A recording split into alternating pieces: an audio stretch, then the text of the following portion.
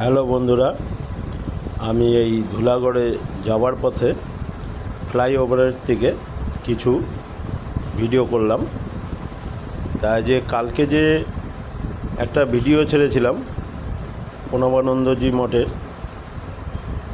সেইখানে যাওয়ার পথে। তা দেখুন, ভিডিওটি খুবই ভালো লাগবে। লাইক কমেন্ট শেয়ার করবেন ও এরকম ভালো ভালো ভিডিও পেতে হলে বেল আইকনটিকে প্রেস করবেন। তাই বন্ধুরা, আমি